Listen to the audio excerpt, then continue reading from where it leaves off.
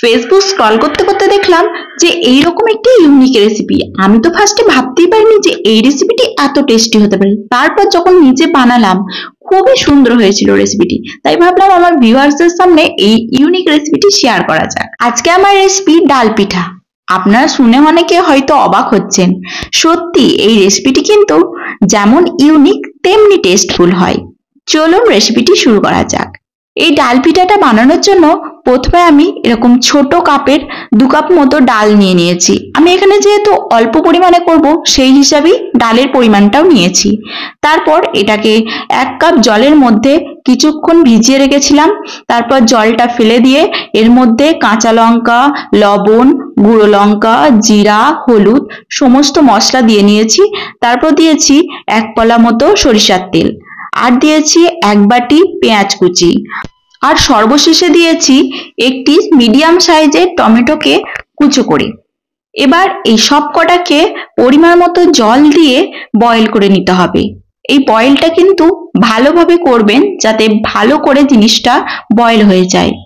এবার আরেকটি অন্য পাত্রের মধ্যে আটা নিয়েছি। আপনারা এখানে ময়দাও ব্যবহার করতে পারেন আর আটাও ব্যবহার করতে পারেন।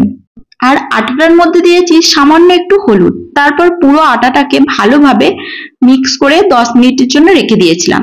10 মিনিট পর এটাকে ঠিক এরকম বড় আকারের বেলে নিতে হবে। তারপর একটি গ্লাসের সাহায্যে এরকম ছোট ছোট আকারে কেটে নিতে হবে। এবার যেমন ভিডিওতে দেখাচ্ছি ঠিক তেমন পদ্ধতিতে এটাকে এরকম শেপ দিয়ে নিতে হবে।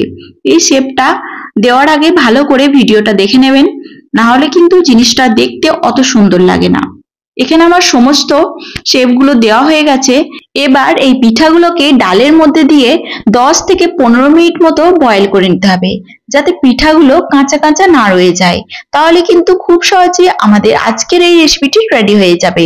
এটা কিন্তু খেতে খুবই সুস্বাদু হয়। আপনারা কমেন্টে জানাবেন এই ভিডিওটা আপনাদের কেমন লেগেছে। আরো নতুন ধরনের ইউনিক কিছু রেসিপি দেখতে চাইলে আমাকে কিন্তু অবশ্যই কমেন্টে আপনারা জানাবেন যে আপনারা আর কি কি রেসিপি দেখতে চান। যদি আমার চ্যানেলটি আপনারা ফেসবুক থেকে দেখেন তাহলে কিন্তু পেজটি ফলো করে দেবেন, আর যদি ইউটিউব থেকে দেখেন তাহলে কিন্তু এই চ্যানেলটিকে সাবস্ক্রাইব করতে একদম ভুলবেন না। আর বেল আইকনটা অবশ্যই প্রেস করবেন যাতে আমার ভিডিও যখনই আমি ছাড়ি আপনাদের কাছে অবশ্যই আগে চলে যায়। এভাবেই কিন্তু খুব সহজেই এই ডাল পিঠার রেসিপিটি রেডি হয়ে যাবে। ফিরে আসছি নতুন কোনো ভিডিও নিয়ে, নতুন কোনো রেসিপি নিয়ে। ততক্ষণের জন্য ভালো থাকবেন, সুস্থ থাকবেন। আল্লাহ হাফেজ।